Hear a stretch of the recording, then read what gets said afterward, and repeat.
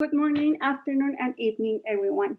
Welcome and thank you for joining the Global Health Advocacy Incubator in the launch of our annual report on industry interference titled Behind the Labels, Big Food's War on Healthy Food Policies. This is Lorena Ibarra. I'm a senior advocacy advisor for the Global Health Advocacy Incubator, and I'll be your moderator today. We are really happy to be sharing and presenting to you our annual report after being monitoring and analyzing the industry behaviors during this year.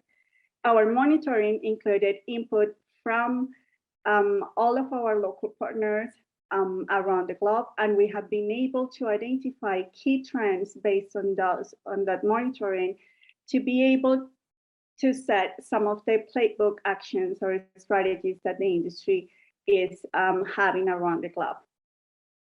This is our second year and with the food policy program at GHAI releasing a report, and this is the result of a tremendous efforts that goes in line with our goal of understanding, analyzing, and anticipating industry tactics to undermine healthy food policies. Today, we are going to share with an amazing panel of people from GHAI and also advocates from Argentina, Brazil, India, and Israel. We will be discussing the findings of our report applied to each of those contexts, including how the civil society organizations have countered industry practices. The impressive bios of our panelists will be shared through the chat, so we can jump directly into our conversation. We will have time at the end for some questions and answers at the end. One housekeeping message before we go into our discussion: please use the Q&A function to submit your questions. And remember that we have interpretations into Spanish and Portuguese, and those are the buttons that you can find at the bottom of the screen. And if you have any technical difficulties, please send us a comment with the chat. Now we will be hearing from Claire Wingfield. She is our acting director of the food policy program at the Global Health Advocacy Incubator, and she will be presented all of the key findings of our report. Claire, the floor is yours. Thank you, Lorena. And as Lorena said, welcome and good morning, good afternoon, and good evening to all.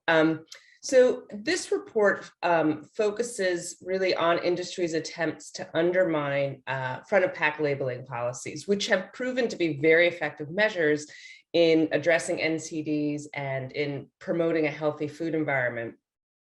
And as these regulations are passed, in more and more countries, the ultra-processed food and beverage industry has ramped up its efforts to undermine these policies. Previously, the industry flat out just opposed FOPL regulations. And what we're seeing now is they've realized FOPL is probably not going anywhere. So what they've really shifted their focus in terms of weakening and delaying the passage of these policies. So this report really looks at industry's attempts and also tries to provide some recommendations for advocates who are promoting healthy food policy. Next slide, please. So just a little bit about our methodology.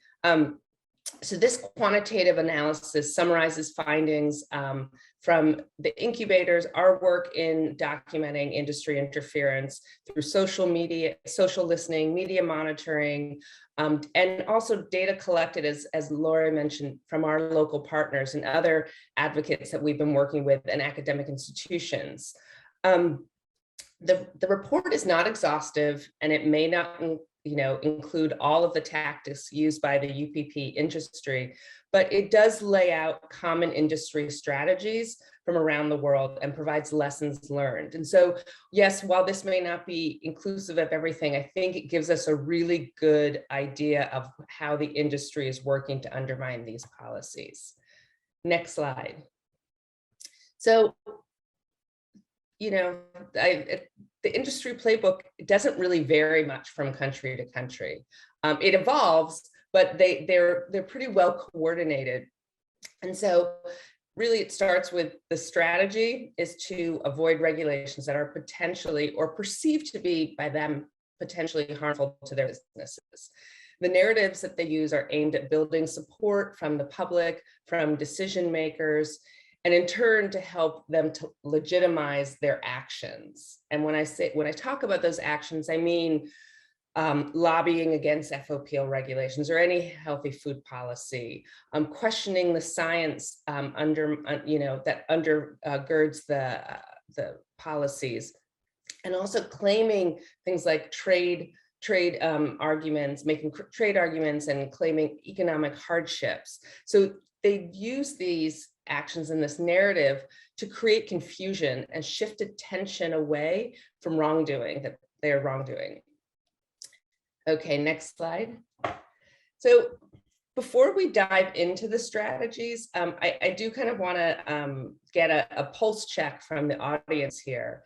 So we've laid out these 5 strategies. So we start with corporate washing, then delaying and raising legal and economic arguments about healthy food policy, focusing on individual behaviors and individuals failing to take responsibility, questioning the evidence and trying to plant doubt about the scientific evidence, and exploiting loopholes in laws and regulations. And I'd love for the audience to weigh in and say, which of these strategies really resonate for you and are most applicable to your context.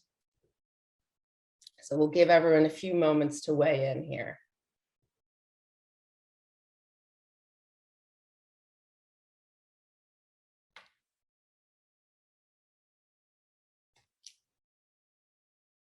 I can't see how we're doing on the poll, but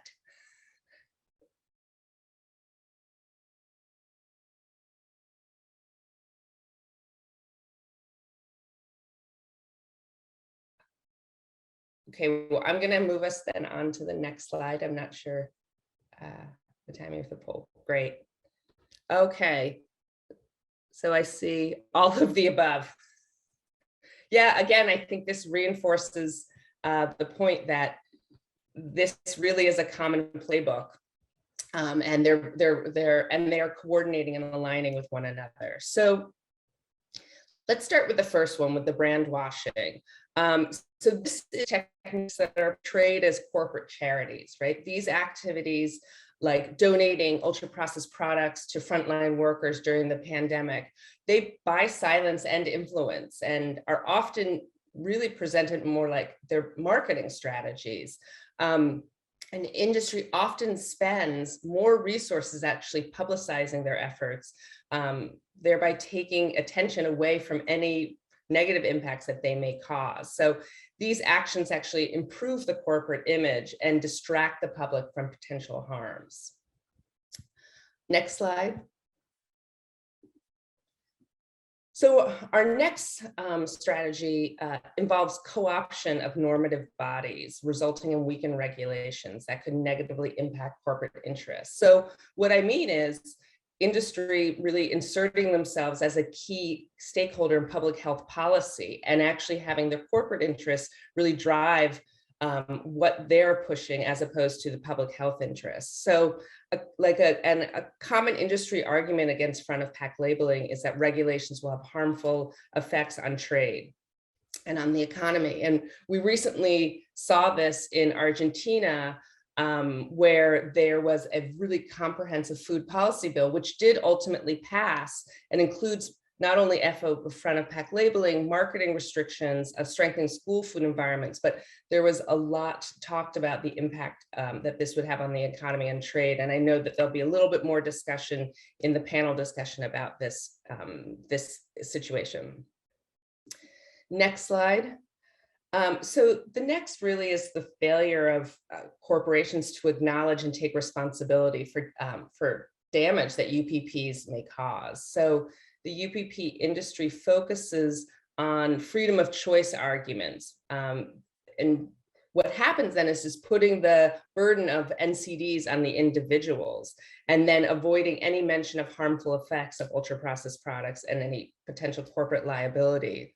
So we saw this in South Africa. A multinational company what recently committed itself to creating a healthier food environment, but at the same time promoting their sugary sweetened beverages, despite the fact that these products have a huge impact on the rising rates of obesity and NCDs in South Africa. Next slide. So our fourth strategy questions the evidence, right, and tries to plant doubts about the validity of data exporting healthy food policies. In the Caribbean, we've seen this at the across the region. Industry has been questioning the Pan American Health Organization, or PAHO, their nutrient profile model, which is being used to guide a front of pack labeling design standard. But they're questioning the nutrient profile model, despite the fact that this has been heavily vetted, and there's a mountain of evidence suggesting that it's an effective model. So another way industry tries to undermine evidence is to create front groups to question the data supporting healthy food policies while portraying themselves as independent. This happened in Brazil last year when they were considering a front of pack labeling law, that there was an association, trade associations, that were like the biggest vocal opponent to the stronger nutrient profile model. And so they really pushed the weaker group, but really their intention was not about what was in best public health interest. It wasn't what was in their corporate interests. Next slide. And finally, industry trying to exploit loopholes and in laws and regulations. So finding ways to work around regulations. And I know Professor Troen will talk a little bit more about this when he talks, but in Israel, they sort of used visual overload, right, on UPP packaging to distract consumers from noticing new warning labels. So I won't go into too much detail because I think Professor Troen can talk much more about this than I can, but just wanted to give you an overview of what these 5 strategies are. We'll talk some more about the recommendations from the report. So I'm going to stop here and turn it back over to Lorena for a conversation with our panelists, so you can get a deeper dive on some of these examples and on their experiences. Thank you. Thank you so much, Claire, for your presentation and sharing with all of us all of the results and findings for the report. It is very interesting to see how the analysis of the report is taking us from the actions that we normally civil society organizations are used to identify, for example, lobbying or revolving door cases, but we are taking this a step forward and saying, well, this is not actions, this is actually response to a strategy from the industry. And it is impressive to see how all of the participants that come from around the globe, you are actually identifying some of these strategies in your countries and in your geographies. So now we will be diving into our conversations with advocates and academics. And the idea of this space or this second session is to start talking a little bit more in detail with those who are in the front lines of the battle. What is it that you are facing, and how all these strategies of the industry, how you see them materialized in your countries. So as you were mentioning, Claire, one of the strategies of the ultra-processed products industry is to maintain and protect the reputation of their brands, but also the reputation of their corporations. And this is deployed, and this has deployed multiple corporate washing practices that we can define those as when companies and organizations spend more resources in publicizing its efforts towards a particular cause than minimizing their negative impact on society, the environment, and also the human rights. The typical example of this corporate washing could be greenwashing, which manifests in how making environmental pledges as a marketing strategy without fulfilling them. So for this first strategy of the industry, we will be hearing from Professor Aron Troen and Paula Bortoletto, and we would like to hear from you both how the UPP industry has leveraged corporate social washing actions or programs to gain a privileged space and influence the policy-making scenario in the context of Brazil and Israel? And also, why do you think these actions are problematic for the public health? So, Professor Troen, over to you to answer this question. Thank you very much. Thank you so much for having me here. It's been fascinating to join with GHAI and learn how ubiquitous the strategies we see in Israel are around the world, and how important it is to share information. I'm standing in for Professor Ronit Enveld, who is traveling abroad. She heads our nutrition division in the Ministry of Health, and she herself would have been glad to participate in the seminar and share some of the experience that she sees as the person responsible for trying to drive the government's policy, and who directly experiences the industry putting spokes in the wheels to the extent that they can. So to regard to the question, I'll give two short examples because time is very brief. One is that following the FOPL policy in Israel, the industry said, okay, well, we're going to abide by the law, and we have children too. We are concerned with healthy food as is everyone else. So we'll reformulate our foods and we'll comply with the intentions of the policy. And in fact, there has been some activity to that effect. And riding on the back of that, they've engaged in public education campaigns. We're going to help train your children to eat healthier. We're going to get a chef and put on a show and have videos to show you the parents, harnessing the parents' concerns for the diet of their children, harnessing the parents' concerns for the diversity of what the children eat and are willing to eat, and the ease with which they can prepare foods and meals for children. We're going to help you provide a healthier diet for your children. And they go on to show how you prepare a meal. But the meals they provide, while one cannot argue with the nutritional values they're trying to impart, are really designed to shape the market, to get children hooked on the products, and to build trust with the brand. And so they try to increase their market that way. And in the show, they are placing products. There's no reason to use prepared sauces if you can make the same thing out of fruits and vegetables.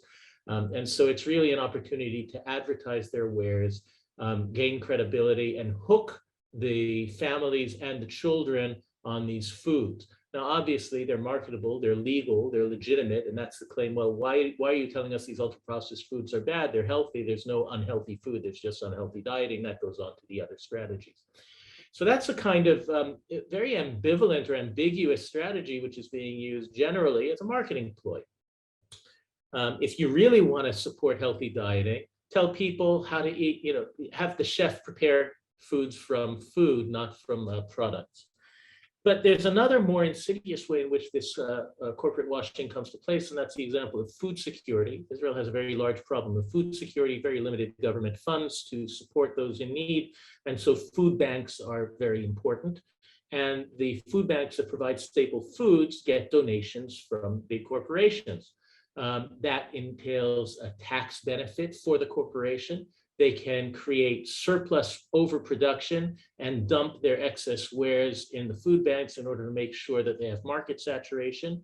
They don't have to pay the tax on dumping the food in disposal if it's expired, and they gain goodwill by providing it to the these food banks, that they parlay into political action. And we saw that yesterday in the Knesset parliamentary hearing, where the linking of lower socioeconomic groups that have high political leverage and representatives in parliament become beholden to corporate power, and they are in fact resisting the attempts to now levy a tax on sugar-sweetened beverages, quite astonishingly arguing that this is healthy food that their constituents need, and that in fact the government is waging war against the poor in order to raise money for taxes. It's absolutely stunning to see how they have become beholden to the politics of the corporations who buy their goodwill through supporting those poor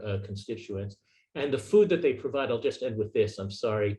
The food they provide is staples on the one hand, but they also produce the junk food, the snacks. that they sell in the same way of these poor kids. They should also have sweets, and they build up their loyalty and brand for life.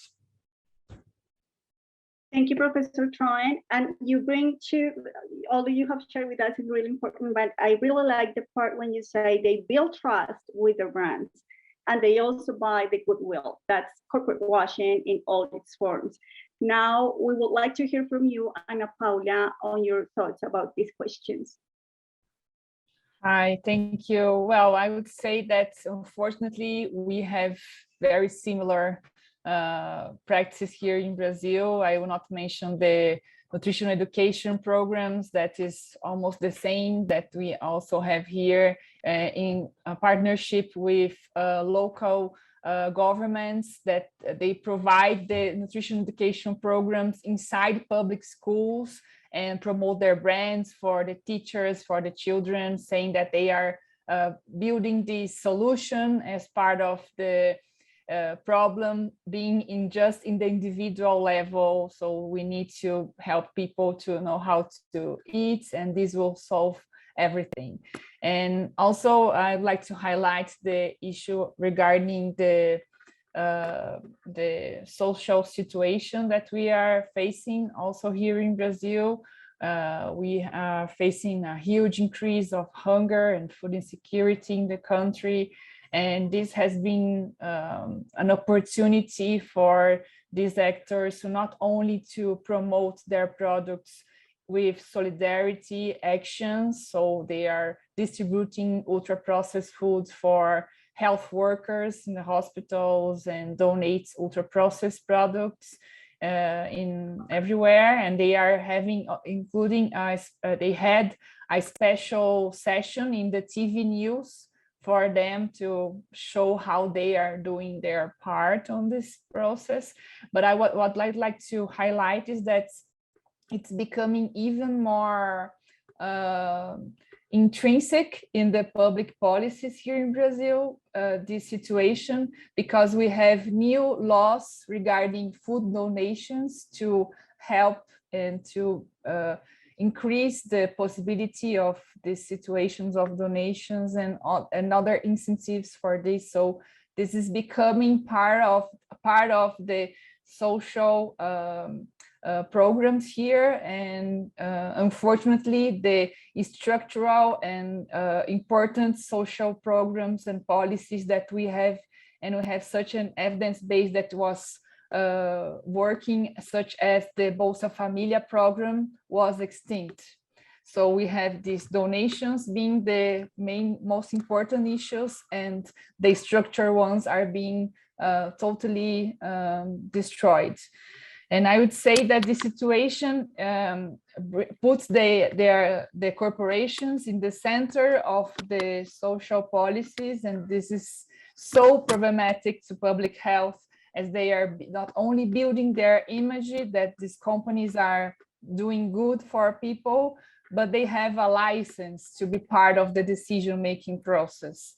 And even though we know that their image is connected to economic power, these actions also create a scenario where they are needed and they can contribute for the common good as much as they are promoting ultra-processed products or polluting the environment.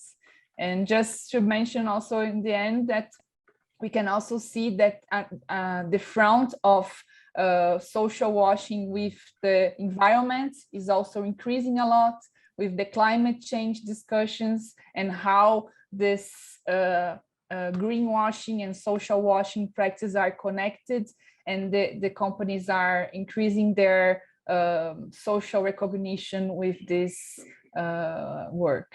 So I think I'll stop from here. Thank you. Thank you, Ana Paula, for this very important comment, because what you're sharing with us is a very good complement to what Professor Troen just shared with us. It's not just the marketing that they use to do the nutri-washing or healthy washing, but they also have this social washing, and with a targeted population of vulnerable people. So how I place myself as an industry that is saving you from hunger and all of the social problems that the government should be solving, but you to the lack of presence of the government and policies in place, they take that gap and do that social washing. So thank you so much, Ana Paula, for sharing this with us. And now I will be switching into Spanish. So for those of you that need translation into English, please shift the channel, because we are going to discuss with Ignacio from Argentina about how the industry has influenced policies through multilateral bodies in your experience in Argentina. So, Ignacio, buenos días. Entendemos que el Congreso Good Nacional. morning. We understand that the Argentinian National Congress recently introduced the FOPL law, and it's one of the most robust that we have in the world so far. We also understand that the efforts by the UPP industries was very strong in the case of Argentina. One of the legal economic arguments to delay the implementation of this measure, and that will probably continue to be used to stop its implementation, is the argument of harmonization in the Mercosur bloc to protect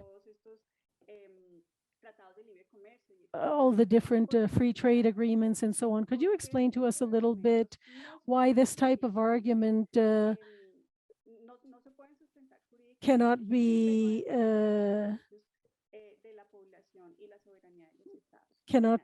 founded, and how it has tried to undermine the effectiveness by causing visual overload or misusing positive labels? Thank you for having me here and being able to share with you the experience of Argentina. It's a very interesting question. This is a very normal strategy of the industry that usually is looking to divert attention, taking the discussion to a technical level or give priority to commercial arguments, so that they don't focus on what really matters, which should be to promote an advocacy or public health policy and essential human rights.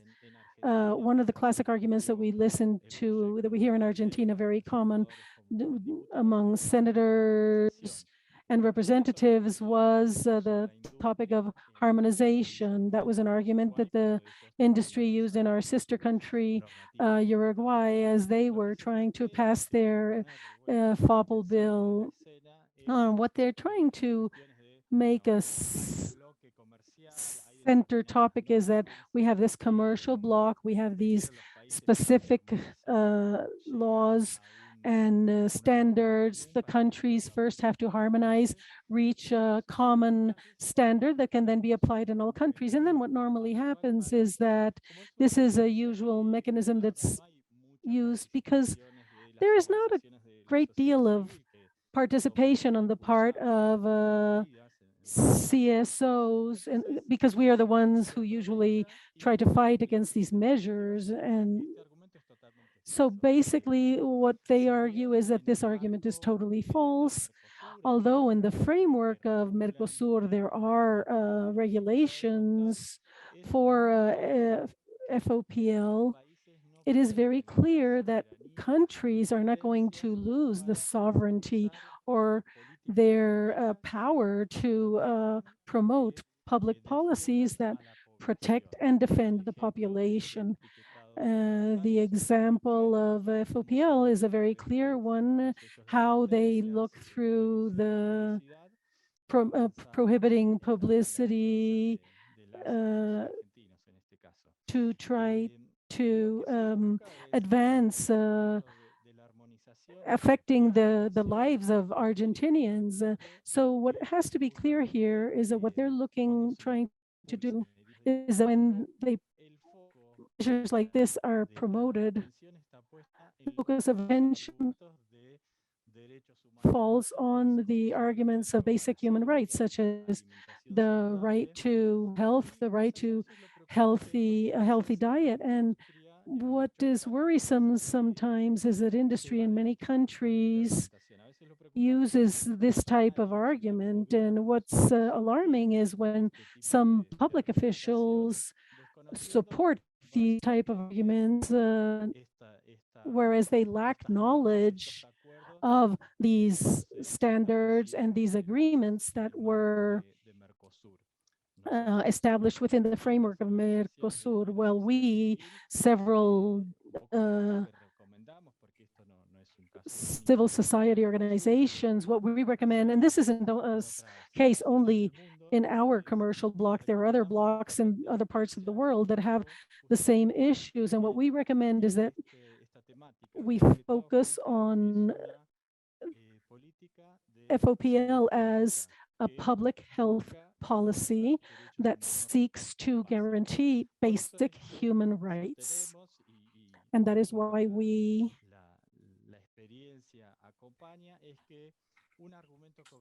insist on the fact that a commercial argument or a technical obstacle to trade cannot be more important than a public health need.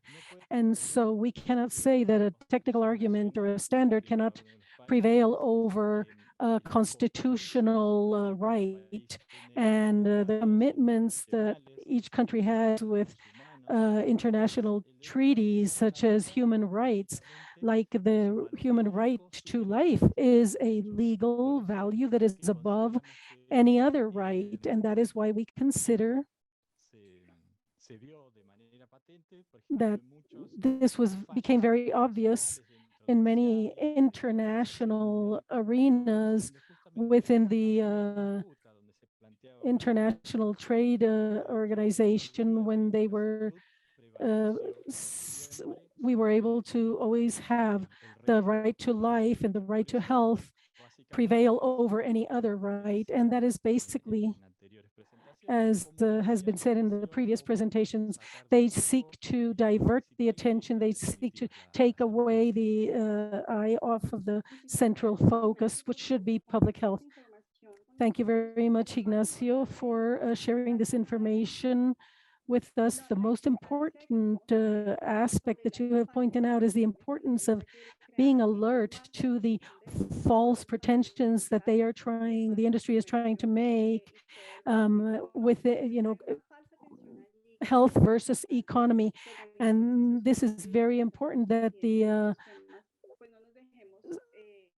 OSCs do not let them confuse us, because as what you have just explained, there is no fundamental basis for what their arguments. Now from Dr. Arun Gupta, we will be touching with him or discussing a little bit more about the strategy that we just shared or discussed with Ignacio related to how the industry is influencing policies through multilateral bodies, but also how their efforts are very focused on diverting attention from what they should be accountable of, their responsibility in destructing all the sovereignty, but also the human right to health and access to food and healthy nutrition.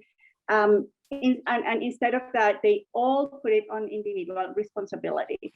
So, Dr. Gupta, we know that there are a lot of advocacy efforts in India towards adopting an FOPL regulation to provide consumers with transparent, simple, and clear information about the nutrients of concern present in ultra-processed foods and beverages. However, there has been a lot of industry pushback in your country trying to water down the standards of the measure. For example, the thresholds of the nutrient profile model.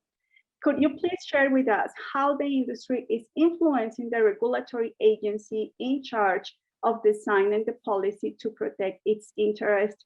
And also, the UPP industry has used strong consumer preference arguments to avoid the regulation by blaming consumers' taste and decisions. Could you speak about this a bit more, Dr. Gupta? Over to you. Yeah. Thanks a lot. Thank you for having me, and happy to be part of this panel on discussing this key critical issue of public health importance. And just to begin, that what Aron and Paula shared, those things we also saw in India in terms of during the pandemic, most of the companies did make their efforts to get. So on the specific part of the efforts in India and the FOPL business, we found a couple of things which are very important that I don't think they're new, but that specifically there were two meetings where they called stakeholders meeting, which I hate this term stakeholder, which brings in everybody on the table. And the domination of this meeting was with industry, food industry. So to say, 22 out of the 28 member panel of the stakeholders was industry or its associations. So the outcome in the first meeting was like getting with the working group, suggesting 3 to 4 times or even 5 times higher the model, cutoff points for thresholds, suggesting the serve size, then the positive nutrient thing. But fortunately, WHO was also part of that panel, and that's where the WHO did play a positive role in terms of changing the narrative, as well as the whole of the civil society here, the expert groups which have been involved in the FOPL, writing letters, media, advocacy, and all that happened. And the second stakeholder meeting certainly made a little change in its stance in terms of, but still, till the final decision is made on the cutoff points, it will be hard for us to say that everything is good now. Of course, there have been a couple of strong decisions taken, like, for example, it will be per 100 ml, and the Institute of Management has been given to design the label which will be most suited to the Indian diverse population.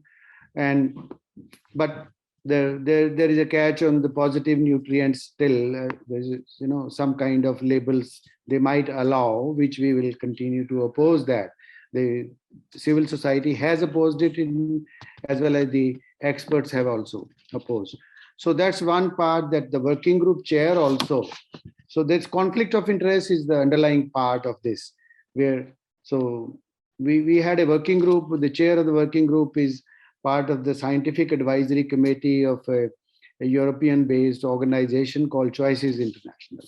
And Choices International, I'm sure many of you would know this, funded by Unilever. And I checked with them. Of course, they do not pay. They say that they don't pay to the scientific advisory committee, but there are 5-6 members on it, but they do not declare their conflicts of interest. So now the matter is left to the scientific panel of the Food Safety Authority. Again, the chair is the same person, to decide about the cutoff points.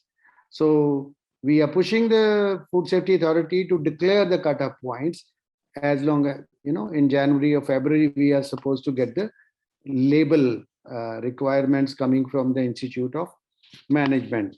So it's still non-committal, I would say, on that sense. So the push of the industry into the Food Safety Authority, many people tell me that, where are you, banging your head against the wall? Is, Food Safety Authority in India is made of foods industry rather than public service people.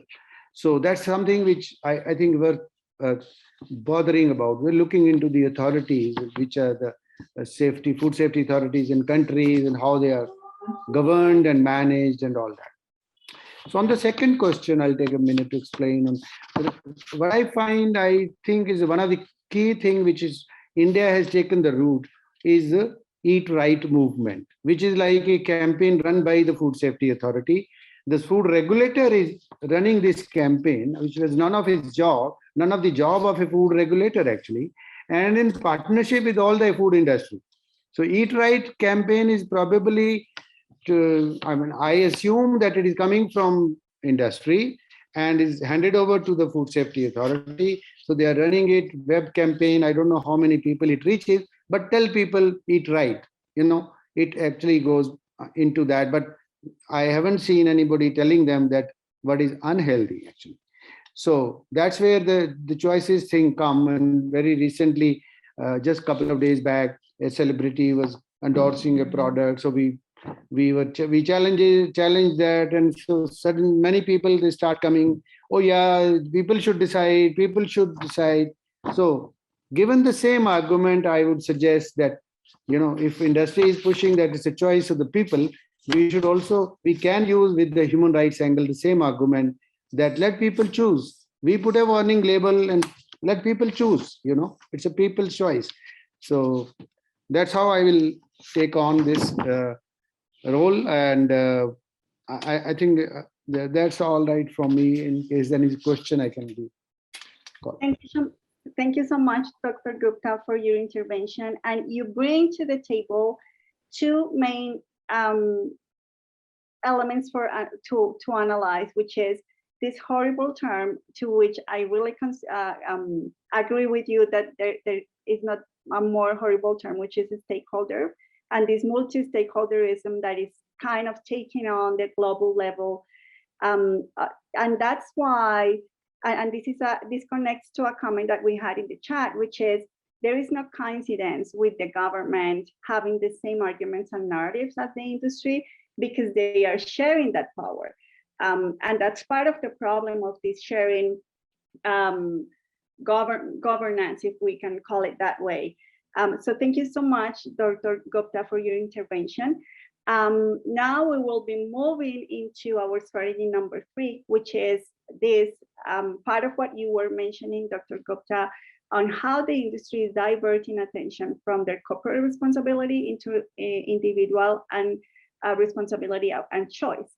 So the industry is proposing alternative solutions to public policies, mainly self-regulation schemes of voluntary compliance, education measures, as most of you have mentioned it, among other discourses and narratives. This is something that we see worldwide. While these measures are fundamental to promoting healthier food environments, they need to complement a mandatory policy package to be effective. And we would like to know whether you have heard about these or other type of arguments in your country. So please answer and share with us your thoughts through the chat. And please don't forget to leave your questions also in the chat for our panelists. We already have some questions, but we would like to encourage you to share with us some more reflections or comments in the global chat that we have for this Zoom webinar. So now we will be coming into our strategy number 4, which is how the UPP industry is improving the image and characteristics of their products, trying to imply that they are good for health. This is something that previous panelists have mentioned also, but also how they contribute to the environment. And for this strategy, and Paula, our report highlights how the industry tries to position and link the ultra-processed products with positive effects on health, the environment, and the society. They attack public health evidence produced that is free of conflict of interest, and try to cast doubts and confusion around the evidence that academics and civil society put forward for the policy formulation, and all that they're looking for is to weaken the implementation process. We know that you in Brazil have a unique experience on this front in the process of the implementation of your FOPL regulation. So it was one of the first countries to implement the novel system food classification in its dietary guidelines, and the ultra-processed product industry formed a specific coalition of trade associations to influence the FOPL regulatory process. Could you please share how the industry has attacked the concept of ultra-processed products in Brazil, and how this industry coalition influenced the policy-making process? And Paula, over to you. Yes, thank you, Lorena. I select some of some experience to talk here in these minutes, but I would say that during the labeling regulation process, this front group of the food industry at first especially attacked the design model of the label. So the NOVA classification was not specific for direct attacks from them. However, because this happens also because the regulatory agency here in Brazil, the government, never considered the NOVA classification for the regulatory process. They argued that it was not specific enough for this, this objective. So it was a problem for us since the beginning to bring the NOVA classification and the PAHO nutrient profile model, which also is based on the classification.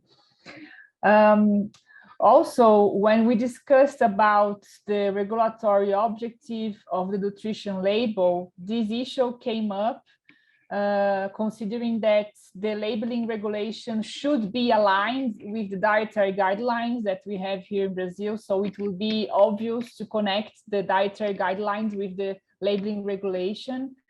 But again, the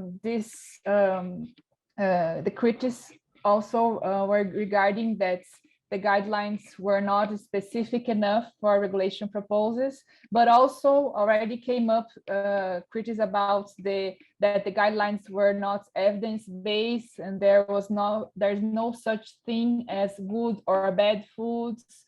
All foods can be healthy as part of a balanced diet. And they continued with this narrative along the process.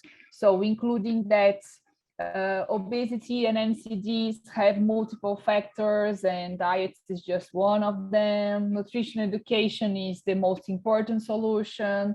The industry is working hard on product reformulation and reduction of portion sizes. So they didn't attack specifically the NOVA classification in the process, but they defend their arguments on healthy diets and these other issues. However, it's important to mention that in 2019, they came up with direct attacks to the dietary guidelines with a technical document presented by the Minister of Agriculture here in Brazil, saying that the Minister of Health should consider a revision of the guidelines, arguing that the guidelines was one of the worst on the planet, and the recommendations to avoid consumption of ultra-processed foods were not evidence-based. However, they didn't have any evidence to back up this position. It was clear that this technical document was written by the industry and their image was already directly connected to these members of the agriculture sector. And fortunately, this attack came with a very important public reaction criticizing this attempt to criticize the guidelines. So the Minister of Health didn't do anything so far. But in the end of the regulatory process in 2020, last year, our political scenario was extremely difficult. And the crisis of the dietary guidelines, I would say that didn't affect much on that moment. But I would say that the direct influence of the food industry in the regulatory agency in the final steps of the regulation was really the decision, what influenced more the decision. Clearly, the agency wanted to have a regulation at that moment. They wanted to have a decision. And especially the rapporteur of the document she was decided that she wanted to publish something at that moment. So she decided to compromise and have the regulation published. We have continuous discussions with them, and they always said that, oh, it's going to be the same of what we presented in the public consultation, but it was not, clearly was not. And the political timing, I would say, was critical for this decision. And the criticism of the NOVA classification continues. And I would say that for now, only focus on the Ministry of Agriculture until now. Thank you, Paula, for sharing all this experience and highlighting also how the industry keeps defending the product itself and defending how a robust, clear, and simple way, such as the NOVA system, to classify ultra-processed or to classify foods become stronger. And as part of that, they kind of create this confusion that comes to what Dr. Gupta was mentioning, which is you have healthy diets and you have the option of choosing a healthy diet. So, well, yes, we have that option, but if you just gave us all the complete information to do so. So it's very interesting how this has grown and how the industry positions all those arguments globally with so much strength. Now we will be going to our final question on the industry strategy, which is number 5, and seeking loopholes in the regulations to continue promoting ultra-processed products when policies are already in place. And this is specifically for the implementation phase. So coming back to Aron, to Dr. Troen, we know that Israel implemented a front-of-package regulation for products high nutrients of concern.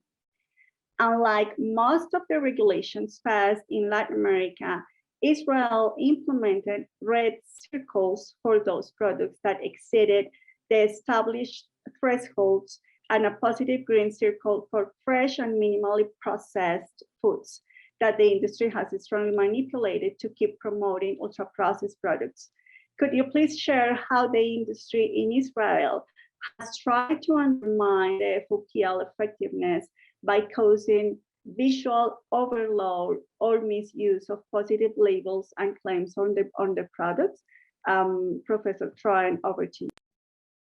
Thank you. First of all, I'd say that we're really at the very beginning of trying to understand what we're seeing. We have noticed as soon as the policy came in a delay of 2 years past the date that the government wanted to have it implemented. Industry negotiated a delay. They needed to create new packaging. And so new packaging began to come out with the implementation in 2020 and the final implementation in 2021.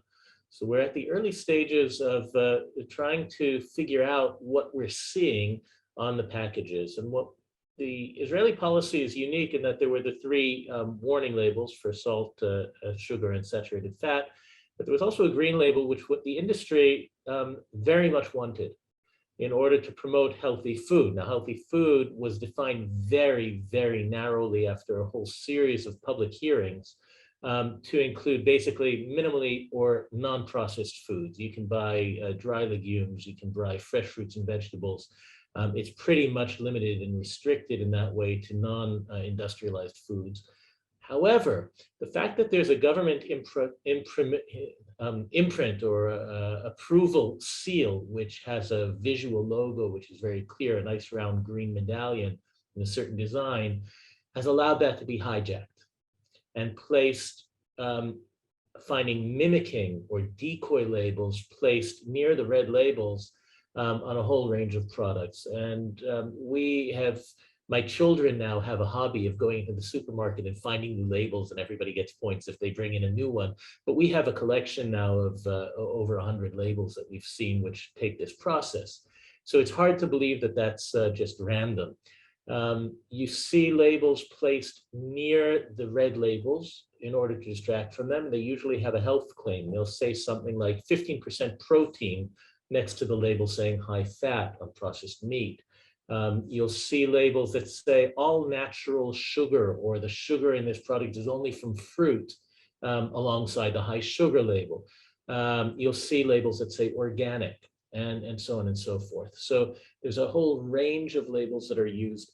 And we've begun to look at this with eye tracking technology, and we're at the very early stages, but you can see and measure objectively that in the time that an individual has for the label to be effective, in other words, you have to see it, you have to understand what the label means, it has to be salient and relevant to your choices, and then you have to integrate that into your considerations of price and taste and all the rest of it in order to shift you or nudge you towards the appropriate choice.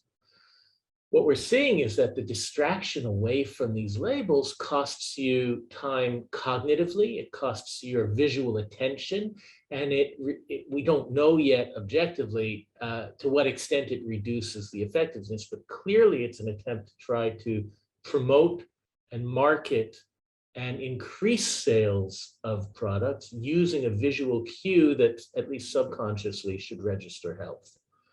And so there are examples of this in the report. There are a couple of small examples, but as I said, there are many more, and we're trying to understand how this works.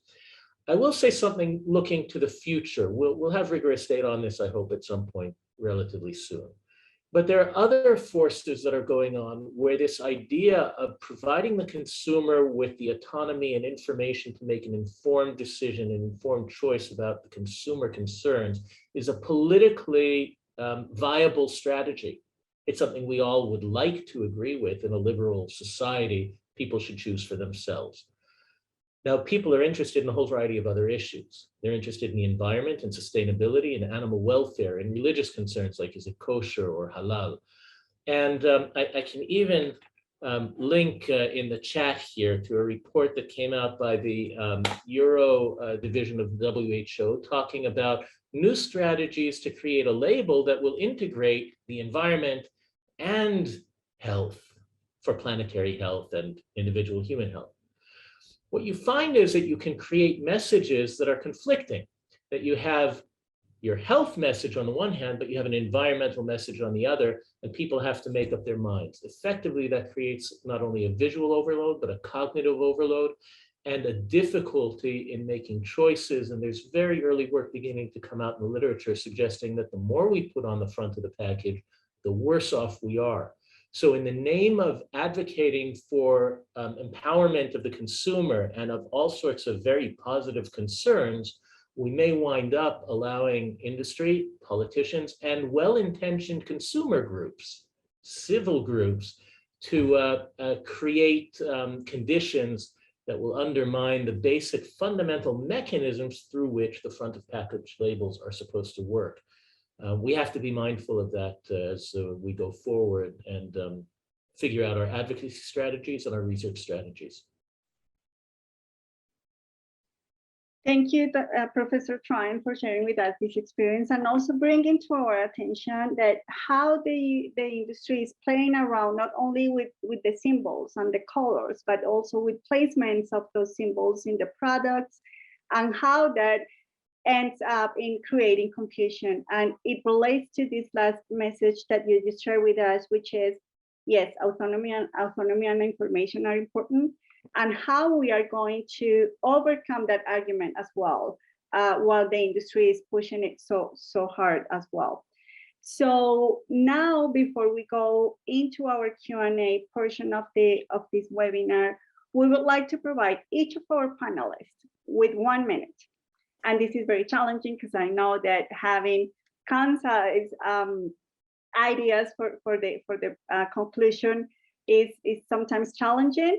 But each of you will have 1 minute to share with us any lessons learned from the FOP advocacy processes in your own countries that could help organizations and participants in this webinar around the world that work on these issues to successfully oppose, counter the industry, but also reaching that game-changing point in our battles for people to feed better, to feed with real foods and not having so much of ultra-processed products in their plates.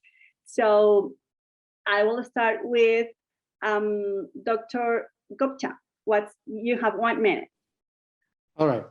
I would say that the highlighting conflicts of interest in the non-communicable disease battles is one area which is picked up by the media, as well as the government has to give a listen to it. That's one. And second, I would say we are learning that if we integrate our work on the monitoring of the marketing, actually. So FOPL is one area which, of course, is very specific. But I think even if you have got a good FOPL, if the aggressive market continues, it will be very hard to put down the consumption. So we have started doing some analysis of the marketing tactics in terms of health claims or what kind of emotional marketing it is. So analysis of the marketing and start publishing. It might take longer time to get a legal protection to it, but I think that's one of the keys. Yeah. Thank you, Dr. Gupta. Now we'll go to you, Ana Paula. Well, I agree with Dr. Gupta. Document and expose the conflicts of interest as much as possible during the process so that their image and political influence can be minimized. And I would say also to pay attention to the high-level governmental changes during the process and build the civil society coalitions that can be strong enough to be able to influence different political spectrums. Thank you, Ana Paula. Now we will go to Professor Troen.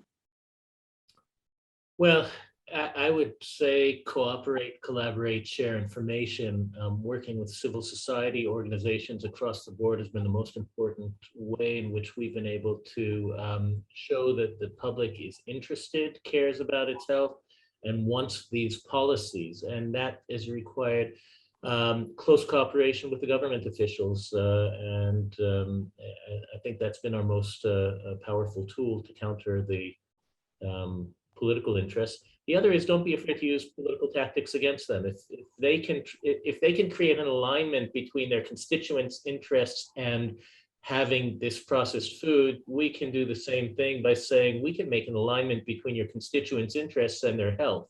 If you can demonstrate that, you can use the same forces to make it in the interests of the elected officials to support the policy rather than to diminish them. Mm-hmm. Thank you so much, Professor Troen. Now we will be switching to Spanish to hear from Ignacio. You 1 minute, so please, for those of you that need it, change to the English channel. Ignacio. Les doy 2 segundos de mi minuto. I will give you 2 seconds of my minute so that you can move on to Spanish. I believe that precisely being alert of all these strategies and knowing them in advance was fundamental to be able to work in an articulated fashion with different civil society organizations, academia, international organizations, so that we could quickly respond. It was very difficult, arduous work. It was like doing gymnastics, listening to the benchmarks and that knowing that a few hours and a few days later, there was some communication, press release, or some denouncement of the conflicts of interest of these individuals who were against the law.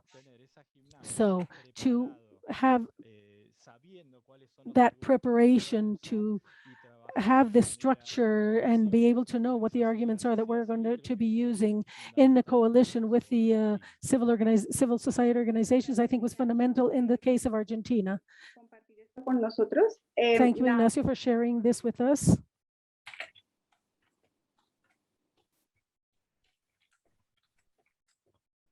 You're muted. Oh, goodness, I didn't hear that last, but I didn't hear you say Claire. And then I thought, I think she might have said. So what I would say is, despite industry's ability to outspend civil society and governments, we need to remember that governments and civil society have been successful in fighting back and putting public health interests over corporate interests. And I want to emphasize that advocates, and I'm going to make sure we include, and governments must demand transparency in policymaking. They must call for policies that are based on the best available evidence. They need to raise awareness about the harms of UPPs and hold industry accountable. I think that that's a common thread we're hearing here. So the bottom line is health food policy needs to be driven by the best interests of the public and not by the corporate interests. Thank you, Claire. So now we can dive into our Q&A session. We have very interesting questions. So I'll start with one by Sofia Monsalve. In your experience, and this came in when you were presenting Ana Paula, what is the best way to respond to this social washing that you were sharing with us? As I tried to write something there, but it's difficult to say which is the best way because we are facing in a very difficult political scenario. I would consider that increase the dissemination of positive experience of solidarity from family farmers and other actors that are promoting healthy and sustainable diets for everybody and to fight hunger with these activities, and expose as much as possible how these corporation activities have contradictions. You know, they are sharing food that is also promoting more disease. So why do we need that instead of building stronger food systems that can provide healthy and sustainable diets? And I also would say that build more bridges between civil society actors from different human rights approach areas also can be important to expand the bubble that we talk about and to have more people engaged in denouncing these practices. Mm-hmm. Thank you, Ana. And this connects really well to our second question from Margot Wooten. She says, industry regularly cries wolf on the economic impact and lack of visibility of policies. How might we convince the public and policymakers that industry is not and never has been a reliable source? Anyone who wants to answer that? Go ahead, Professor Troen. I have a stab at it. I mean, one is that there is research that shows that it works, but you only have that after the fact. The problem is often overcoming the barrier in advance. In this case, the question is which country is brave enough to go first? And I know in Israel, we've learned greatly from the experiences of our colleagues around the world, and there was very close cooperation in the government with their respective counterparts to try to advance this. And then there needed to be political timing. The opportunity had to be right. But one thing I think the industry has learned not to go head on and confront these policies directly, but rather to try to use a more oblique approach. And sometimes I think if we turn the industry into an evil doer, we make the industry out to be completely evil, whether or not they have public health interests at heart or not, is immaterial. The question is, what are the public health interests? How do we measure that? How do we show benefit of reducing exposures to harmful products or harmful patterns? And that requires changes that really, whether the industry likes it or not, is irrelevant. And so we need sometimes to work around them and not set them up as this evil dragon that we need to somehow slay. If we do that, we might be more effective politically in getting policies across. Thank you, Professor Troen. And we have another question here that says, and this relates to your point, Professor Troen, and also you, Dr. Gupta, you mentioned something about this, and it's how to cross data to know if there is industry funding or involvement in research or in public universities. Because that's also a big challenge that in the academic world we're having, which is there is lack of funding, and the only money that we can have to do research seems to be coming from the UPP industry. So I would like to hear some thoughts from you. From me? From Dr. Gupta and then Professor Troen. Thank you.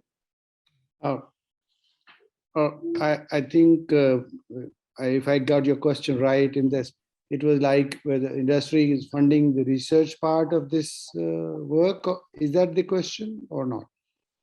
It's how we can cross data to know what the industry is funding and what do you envision as a possible strategy to identify those fundings for those people that are seeking for funds. All right. So I think to find out whether industry is indulging in funding or not, that becomes a bit of an exploratory exercise in terms of looking into the websites of the government programs, who is funding, or looking into the websites of the concerned, where you have some suspicions that the civil society voices, either they are silent or silenced by the industry funding. So you get into that, and then you find that many of them actually are funded by industry, whether it is a research or any other program.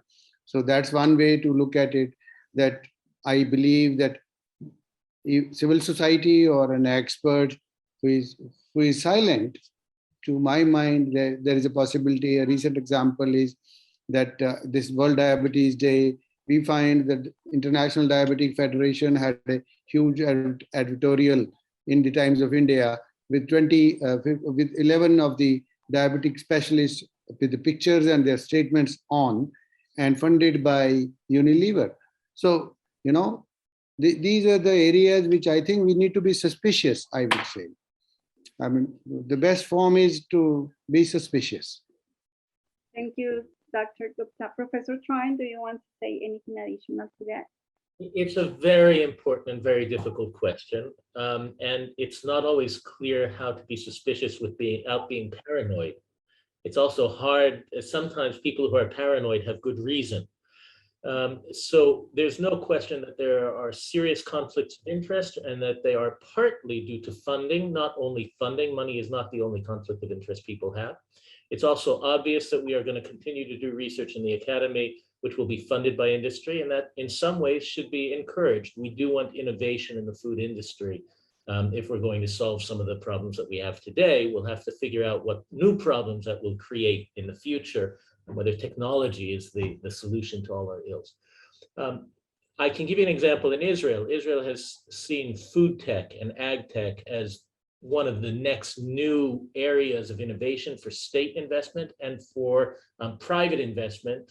And there's a tremendous effort in the department that I'm in that combines nutrition science with food science to raise funds and to promote entrepreneurship.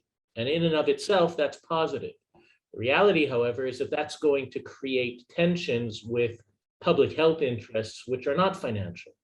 And so we need to have some consideration in public institutions versus private institutions, how funding mechanisms are channeled, reported, and made public. And I can say we've seen some of the professional responses to the food labeling in Israel have been negative, and one wonders if there are commercial interests at play here. I don't know that there's a simple way to manage this, but it has to be an open discussion. There are organizations that have, the WHO has a policy on conflict of interest. The International Council of Medical Journal Editors has a policy on conflict of interest. One can create databases. If you get money in a public institution, it's registered in the salaries. I get my salary from the state. One could require that additional funds that come in to me personally are recorded somewhere and made public. You could create a database. It creates privacy issues, but they can be handled. And some of that has to come from our funders. In other words, if the government funds state universities, the government should require that there is a public conflict of interest policy, which is negotiated and worked out to deal with this issue.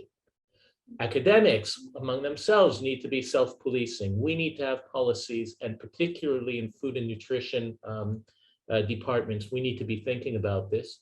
Often the nutrition people are different than the public health people. I mean, we have a school of public health, which is separate.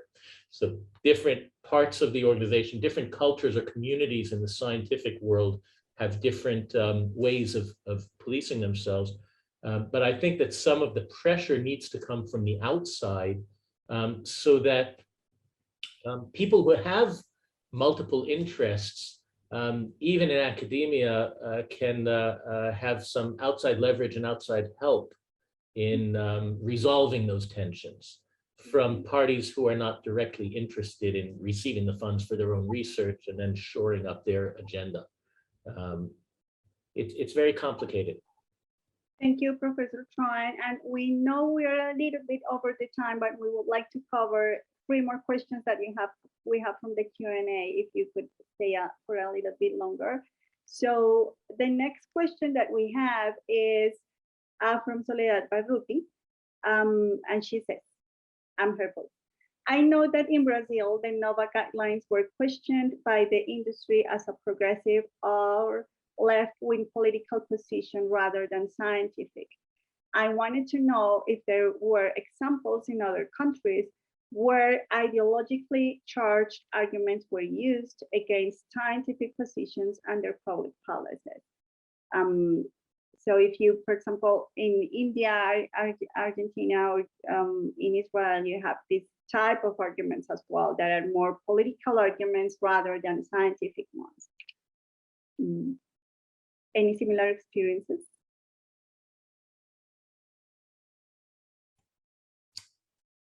If anyone else wants to go, yesterday I was in the parliamentary hearing on the soda tax. And what is astonishing is that the ultra-Orthodox community tend to be poor, large families and suffer from excess risk of diabetes because they're poor, their diet is poor. They have a much higher rate of consumption of sugar-sweetened beverages. So it's absolutely in their interest to reduce consumption, and the tax would be a good idea. They have a very strong political constituency in the parliament. They don't happen to be part of the government right now, the ruling coalition. And so the industry has cleverly said, by putting a tax on soda, you're harming the poor ultra-Orthodox, and you're going to take away their sweet on the Sabbath. You're going to take away their ability to have grape juice, which is a religious sacrament.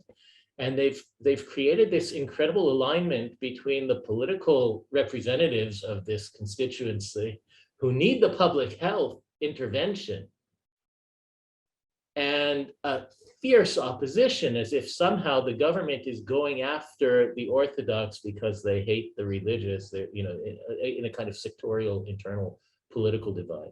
So, I mean, this type of ploy is used all the time. I'm sure everyone in their own countries has examples. And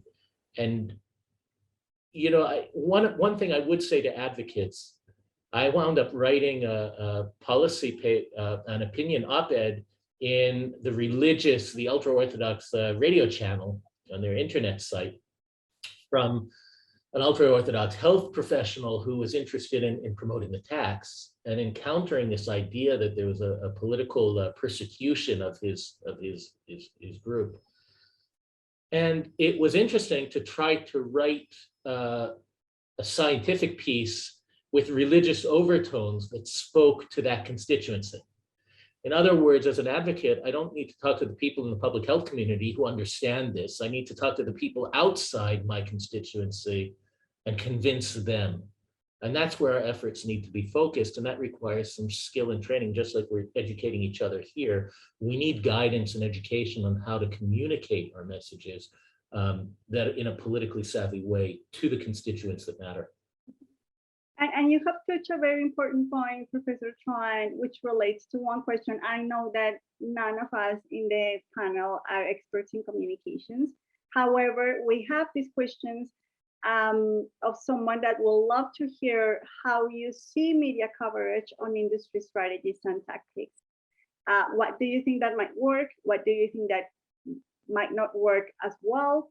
And how we can do it better, because we're kind of experts in communicating why an FOK is important, why we should have a tax on sugary beverage, but when it comes to making awareness of how the forces or the power of the industry is here blocking and undermining policies, civil society and communicators have that challenge.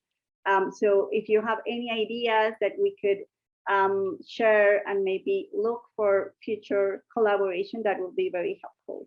Paula. Yes, I could comment that from our experience here, the partnership with investigative journalists have been crucial to expose these examples.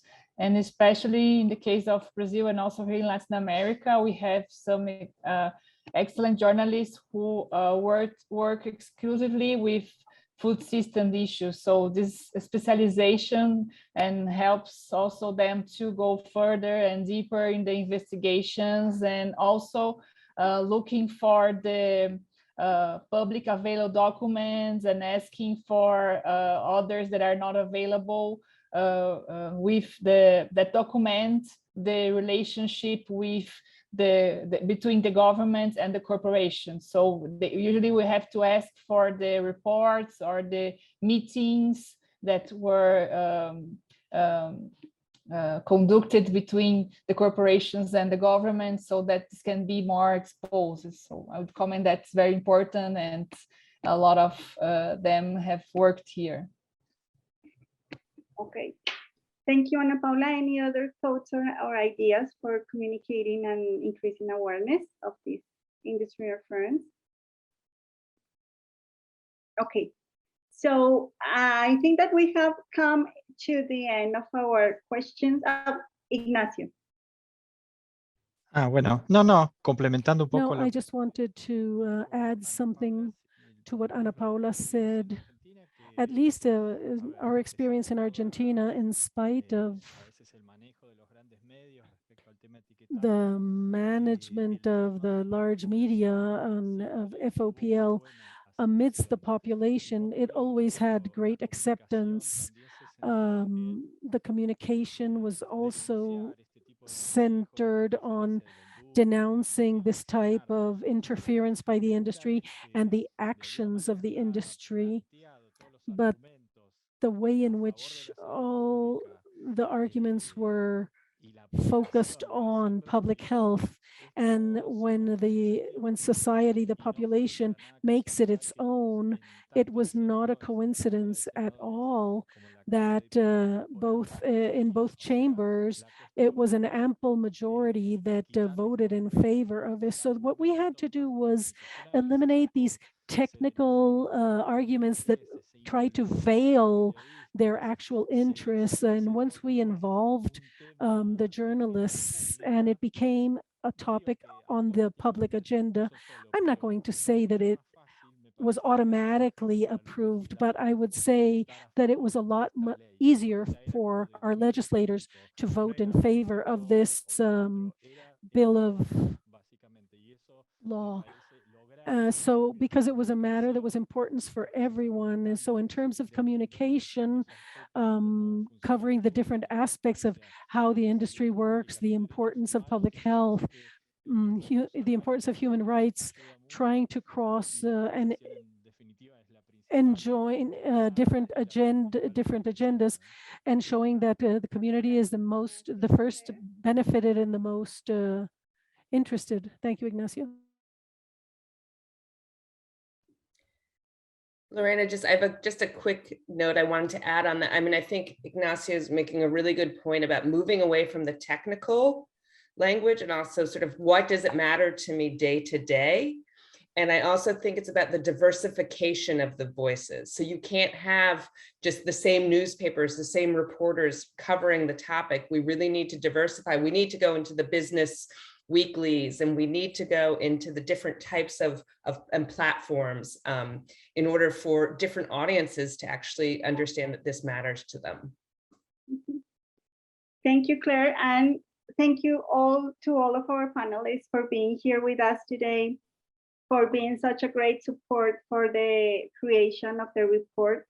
And thank you also to all of the participants that joined us in this launching of the report. Please go to the website, click on the Industry Watch on the GHAI website, download the report, read it, and let us know not only your thoughts, but also if you would like to have more information related to the industry reference for our next annual report, so that we can take it into consideration. So thank you all very much. Have a great rest of the week and a great day.